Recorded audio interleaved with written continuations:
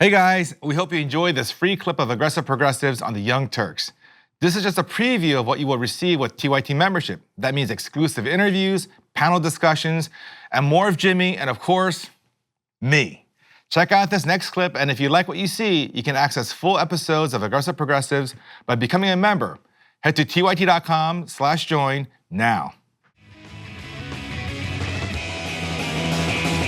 Hey everybody, welcome back to the Aggressive Progressives. I'm here with the Raging Asian. Steve-O is here. Also, Malcolm Fleschner, Steph Zamorano, the miserable liberal, is here with us. All right, so right now we're going to talk about this well, I don't know if it's breaking. It's not a breaking story, but it's a news story.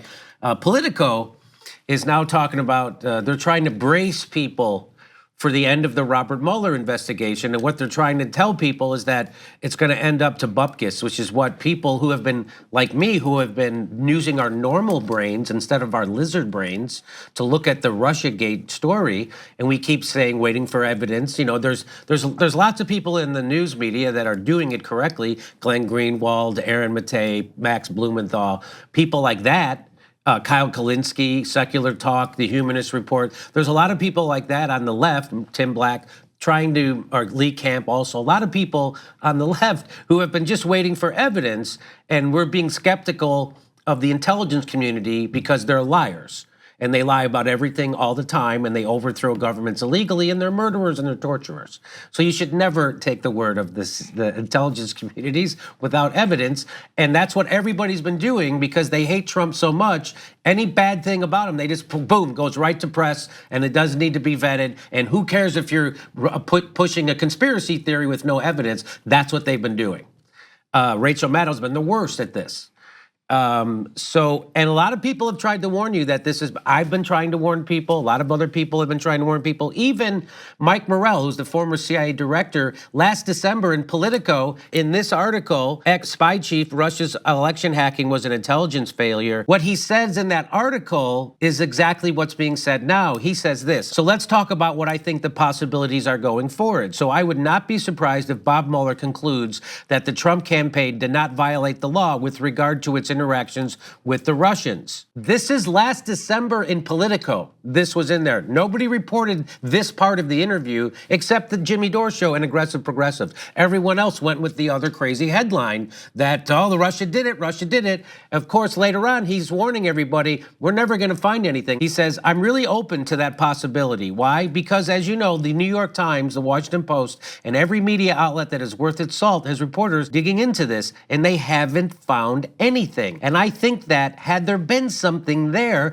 they would have found something. And I think Bob Mueller would have found it already, and it would have leaked. So I'm really open to the possibility that there's no there on a crime being committed by the campaign and the Russians, right? That interaction leading to criminal charges. So that was the former CIA director, Mueller, not Mueller, Mike Morell. Mike Morell, 10 months ago, 11 months ago, telling people there's no there, but don't be surprised when Mueller's report, he already knows. He knew there's nothing there. They all know there's nothing there. And now Politico has a new article, the Mueller report, PSA, prepare for disappointment. And look at the subtitle, and be forewarned that the special counsel's findings may never be made public. So real quick, just to that Politico article, it says the public, they say, shouldn't expect a comprehensive and presidency-wrecking account of the Kremlin meddling and alleged obstruction of justice by Trump, not to mention an explanation of the myriad subplots that have bedeviled lawmakers, journalists, and amateur Mueller sleuths. Some of the central players in the Russia saga say they too have become resigned to not getting a complete set of answers out of Mueller's work. I assume there are going to be lots of details we'll never learn and lots of things that will never come to light, said Robbie Mook, Clinton's 2016 campaign manager. So what Robbie Mook is doing there, Robbie Mook invented this story. This whole Russiagate thing was an invention. It was a conspiracy theory that was invented inside the Hillary Clinton campaign in December of 2015. And then after the loss, it says in the book Shattered, John Podesta and Robbie Mook assembled the team, and they sat around and had tried to come up with excuses of why they lost, and they settled on Russia meddling. That's right, and no one reports that. It gets reported, but on the back, that's not the headline. That's not what people lead with. We talked about it in the Jimmy Dore show, and we talked about it here. So now they're finally getting around. They're catching up with us. So the people who have been skeptical of this are being proved right. Don't expect any apologies. So let me turn it over to my panel, my Raging Asian. Well, there's more to this story. I'm certain they're going to find proof of Russian meddling somewhere northeast of Tikrit. Yeah, I'm sorry. It's east-west, north-south of Tikrit. Yeah. Yes. I'm certain of it. Certain of it. So this was the WMDs. We said it. It was WMDs all over again. Well, specifically what they're talking about, I mean, I think what this article references and the other, we have the Caitlin Johnson. We're going to get to that. It's specifically about collusion between Trump and Russia. The Russia, because people like Rachel Maddow and everyone is pushing this collusion angle, and that is going to lead inevitably to impeachment. Because when we prove collusion, we prove that Trump knew and Trump was in on it, then that's enough evidence to impeach. And when it doesn't come to light, then it's revealed that we don't have any evidence of collusion, then the question is, what are these people going to do? What are the Rachel Maddows and all those people going to do? Well, they have a fallback. So their first thing was, or their most desired outcome was to prove collusion. If you can't prove collusion, you can just say, well, we can't prove collusion's there. However, Russians still had an outsized impact on the election, okay? Like they just did it on their own. Right, yeah, that is the fallback. Right? But there have been like 50 smoking gun stories just about that one meeting with the Russian woman at the Trump Tower. Like the smoking gun has been, we got him, Yeah. We've had that moment on whether Rachel Maddow or elsewhere in the liberal media over and over and over again. And for them to pivot like this, it's going to be as successful as the pivot to video that many of our competitors are making. But it's transparent and it should expose them. It really should. But it's not going to because just like the WMDs, let me go to Steph. I'm just sitting here thinking about the hours and hours of television or mainstream media on cable that just wanted to talk about and continue to create this whole story about Russia when what were they really missing? Right. What is the amount of despair just in the United States of people that are $500 away from a disaster that they're not discussing or covering, that there's a housing crisis, that there's, kids are not having access to healthy environments, How many kids in the United States are homeless right now? There's 24,000 homeless children in New York City alone. Don't tell me you care about kids in the United States when we have any child who's homeless right now. When we have a lack of foster care homes as well. So there are a lot of stories that we should be covering that would serve the people, that would serve the citizens and inform us. Instead, they want to obscure the real story here with Russia. Well, even if they want to stick with the whole election-related story, and let's say they want to cover the poor kids on some other time. Well, let's stick with the election story. So Hillary Clinton lost in 3 states, basically, right? Michigan, Wisconsin, Pennsylvania. In Michigan, I think 190,000 black people who had previously voted for Obama didn't come out to vote in that election. Well, that's clearly, to me, a lot more interesting story. Why didn't they come out to vote? Is it because they made voting difficult in that district by closing polls? Because they're big Susan Sarandon fans. Yeah, I mean, isn't that much more of an impactful thing to look at than why did it? How many votes in Michigan did the Russians subvert? Right, like that seems crazy to me. And then the issue of voter suppression in general. Yeah. There's a lot of voter suppression happening around the country in many areas. And the established powers usually do that. So a Republican district would have, Republicans in charge of suppressing votes against the other side, and a democratically controlled district, they would do the same thing, where they would try to suppress votes against the other side. So some of that suppression is completely. That's not completely fair play, but it could be considered as fair play. A lot of it is not fair play and actually illegal and at the least unethical. So we can look at all of those and figure out how we can make our electoral process better. But rather than that, pontificating about this cloak and dagger mystery surrounding secret Russian agents, doesn't really serve anyone's purpose whatsoever. And I think polls bear that out, right? Yes. People just don't care about the Russia thing But at you know, all. in the first segment you had reference to Ted Lieu and him saying how none of that matters if you don't get out to vote. I feel like that's him setting up the voter shaming that will come when the midterms don't, when the blue wave doesn't materialize.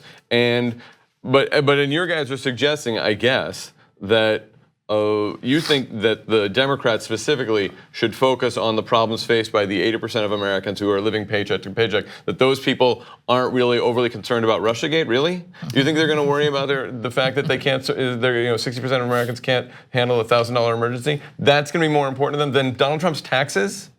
Or than Russiagate? I don't know. Maybe. I'm not convinced. I watched Maddow last night. I'm not convinced. There are all those other issues that are more important. Of course, they should talk about that. But again, if they want to focus on the election and what went wrong, and do a whole post-mortem on how the Democrats lost to Trump, we need to look at 3 states: Michigan, Wisconsin, and Pennsylvania. In Michigan, Flint was still a disaster. Right. You know, a black president did nothing for Flint. Okay, what is this white woman going to do for Flint? They felt like nothing was going to change, so they didn't come out. And you know, Hillary had a problem in Michigan when she had this huge polling advantage against Bernie, and then lost Michigan in the primary. So they should have gone out to Michigan and done a better job. 190,000 black people didn't vote in Michigan, plus countless others who voted for Trump instead of the Democrats. So they should look at Michigan. They should look at Pennsylvania, because, as we all know, Chuck Schumer said for every blue collar Democrat that we lose in rural parts of Pennsylvania, we'll gain 2 moderate Republicans in the suburbs. But that didn't happen. Turns out Republicans vote for Republicans. It's weird that. Yeah. So they don't cross over. No. So maybe we should have a deep dive into Chuck Schumer's messaging, his strategy, and the overall Democratic campaign. Well, that would mean strategy. changing the way they do business, which is they're completely owned by a subsidiary of corporate America. That's what the Democrats are. Yep. And so they would have to change that. That's not happening. And then in Wisconsin, she didn't even go to Wisconsin. She even And go. also, Wisconsin is where they had the teacher strike. The teacher strike, and Obama didn't put on his comfortable shoes. Exactly. So you don't do for people. Yeah. People don't show up to vote, and now every celebrity, every jackass celebrity is running around going, "You got to vote. Everybody's got to vote." How about you say that to your politicians? Well, why don't they offer people something to vote for? Why did I see all these asswipe entertainers? Why don't you say, instead of voter policing and voter shaming, why don't you demand that the politicians actually represent the people who you want to vote for them? They actually want Medicare for all. They actually want to end the wars. They actually want free college, and they actually want a living wage. Everything we could have without any problem in the United States. Yet they won't offer it to them, and you're still going to voter shame. You're still going to voter police. God damn it, for every time you say something, make sure you vote. Why don't you say, make sure the politicians offer them a reason to vote? Because that's the problem. The problem isn't that people don't vote. The problem is that even when they do vote, they get it stuck in their ass. That's the problem. They voted for Barack Obama. He f***ed them over. He kicked 5.1 million families out of their houses. He took 2 wars made at 7. He made the banks bigger. He didn't put on a soft shoe for the unions. He did nothing for people. He opened the Arctic to drilling twice. He did nothing for anyone. He said they're going to let DAPL play out. We're going to let it play out. He did nothing. And here we are now trying to figure out how Russia gave us Trump. I know how we got Trump. Exactly what Malcolm said. They never did anything for the people in Wisconsin. They never did anything for the people in Michigan. Obama went to Flint and he took a sip of water and left town. They're still sick and dying. This is why we have Trump as president. It's not because people are purists. It's because blacks and Latinos won't come out and vote for the goddamn Democratic Party. Hillary Clinton put half those people in jail in Michigan. All right, I can talk about this all day long. So I mean, back to Wisconsin for a moment.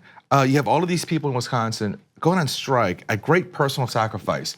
And our president, who presumably they voted for, said he would go out and support them, and he didn't. And he didn't. And then Hillary doesn't even go to Wisconsin, and they're supposed to believe that they're going to do that. But even if their she goes vote to would Wisconsin, matter? what's her message? So, like, I mean, I don't want to be. But I know the point is, you're not allowed to defend Hillary Clinton on this. Right. But what is she going to tell those people? Is she going to have a laundry list of all the great things that Obama did for the people of Wisconsin? And it's going to be a short speech, and nobody's going to come anyway because nobody goes to see her speak. speak. So, but the point is that is why you lost, right? Because you reneged on a promise in Wisconsin, and then the candidate didn't even go to Wisconsin. Therefore, Wisconsin voters didn't vote for you. How is that the least bit tricky and confusing? It is the most obvious and logical outcome of the events that preceded it. It wasn't Jill Stein and Susan Sarandon?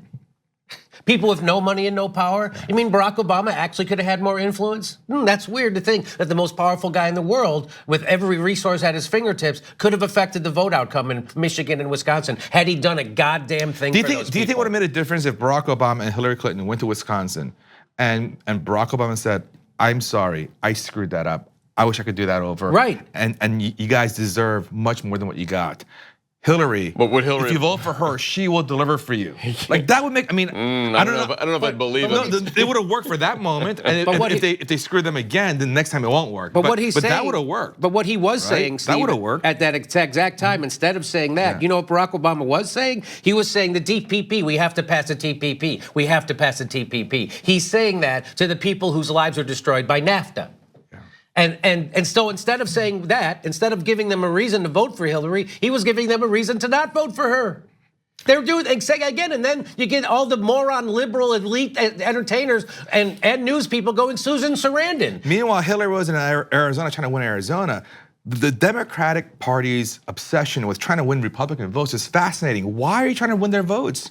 You have this huge base. Because they can't win their base. Because the Republican voters have already voted for a corporatist. They're okay with that. They're okay with it. So they think they'll be okay with Democrats too. That's exactly right. And the Democrats don't want to appeal to progressives, if you've noticed. That's it. That's why Obama couldn't say he couldn't go to Wisconsin and say, I messed up. If you vote for Hillary, she'll do all the things I didn't do. Because it would be so transparent. Obviously, Hillary's not. If he'd been standing there with Bernie, and he said that would be plausible. With Hillary, and sometimes people say, why are you having these kind of conversations? We're having this kind of conversation because evidently the Democrats can't be reflective and understand why they lost. She was a loser. She didn't bring the country together. There was no leadership, and there's no platform that the Democrats have. You tell me what the Democrats stand for right now besides Trump's taxes. Right? Nothing. Putting hope on the ballot. So, leading with our values. That she can win. Leading with our values. She can win. And they're not Trump. When I say Hillary, you say fire. Let's get to this article by Caitlin Johnstone because it's a great one. It starts off with Political report says Russiagators should prepare to kiss my ass. She says, while Mueller is under no deadline to complete his work, several sources tracking the investigation say the special counsel and his team appear eager to wrap it up. The public, they say, shouldn't expect a comprehensive and presidency-wrecking account of Kremlin meddling and alleged obstruction of justice by Trump, not to mention an explanation of the myriad subplots that have bedeviled lawmakers, journalists, and amateur Mueller sleuths. The report says, adding that details of the investigation may never even see the light of day. For 2 years, the idiotic, fact-free, xenophobic Russiagate conspiracy theory has been ripping through mainstream American consciousness with shrieking manic hysteria, sucking all oxygen out of the room for legitimate criticisms of the actual awful things that the US president is doing in real life. Those of us who have been courageous and clear-headed enough to stand against the groupthink have been shouted down, censored, slandered, and smeared as assets of the Kremlin on a daily basis by unthinking consumers of mass media propaganda. Despite our holding the philosophically unassailable position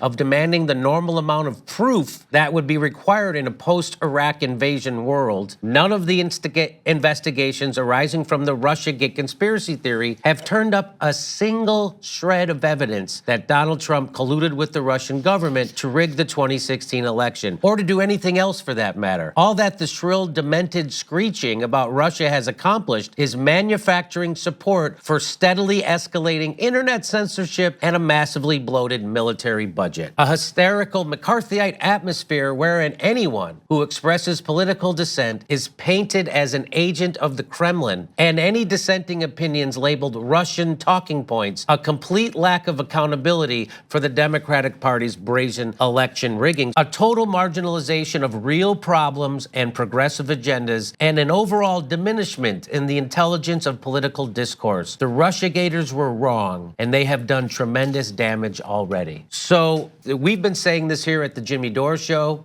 I've been saying, I mean, at the Aggressive Progressives, at my other Jimmy Dore show, everywhere I go, I've been saying this. People like Michael Tracy have been saying this, and Glenn Greenwald and Kyle Kulinski, and we've been smeared for saying this. And now the establishment is now coming around to agree with us, and they'll never admit they were wrong. She goes on, she says, whether they grasp it or not, mainstream liberals have been completely discredited. The mass media outlets which inflicted this obscene psyop upon their audiences deserve to be driven out of business. The establishment which would inflict such intrusive psychological brutalization upon its populace just to advance a few pre-existing agendas has proven that it deserves to be opposed on every front and rejected at every turn. And I could not agree with her. But there will be no punishment for the mainstream news, just like there was no punishment for the news people who pushed the Iraq war and the Libya war and still pushing the Syrian war. There is never a punishment if you lie on behalf of the establishment. Look at Debbie Wasserman Schultz. She literally cheated the Democratic voters. She didn't cheat the Republicans or the Russians or Sean Hannity or Ted Cruz. She cheated registered Democratic voters and lied to them repeatedly. And what's her punishment? Nothing. There's no punishment. In fact, she's going to be reelected again. She's running against Tim Canova right now. She cheated. They cheated in that. They destroyed ballots illegally. A judge agreed. And what's the punishment for destroying ballots illegally? Nothing.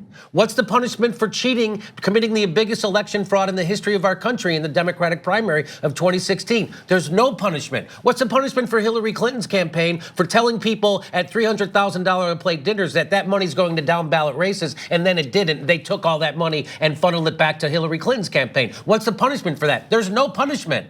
There is no punishment for any of this stuff. So and nobody in the news media will be punished. Look at who got the Iraq war right. Phil Donahue, Jesse Ventura. Guess who got fired? Phil Donahue, Jesse Ventura. Guess who's persona non grata still on television? Phil Donahue, Jesse Ventura. Isn't that amazing? Jesse Ventura has to do a show at RT.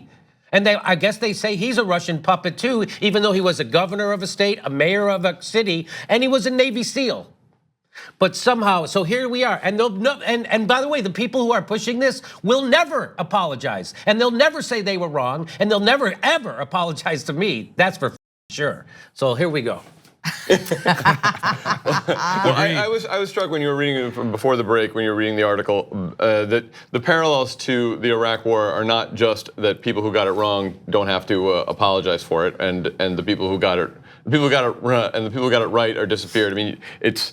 Hans Blix said there were no WMDs, and Scott Ritter said no WMDs. You'd think these guys who got it right, and same thing with the. You'd have them on the TV all the time. All the time, and yet I can't. Twitter is full of liberals retweeting David Frum.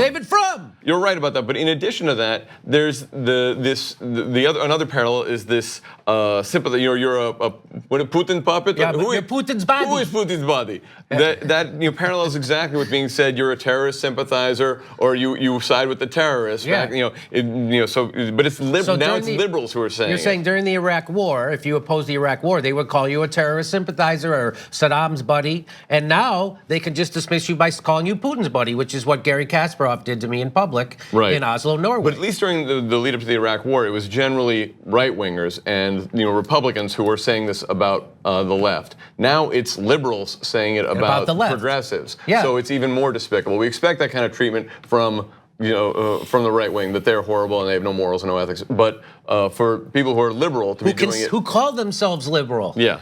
And who I'm sure universally opposed the Iraq War at the time, or at least pretend like they do now. They did, that they don't see that they're doing the same thing that George Bush and David Frum and all those people did. But you know what? I guess they're too busy, clicking like on that video of Michelle Obama giving George Bush a lozenge or whatever it was. They don't have time for this stuff, I guess.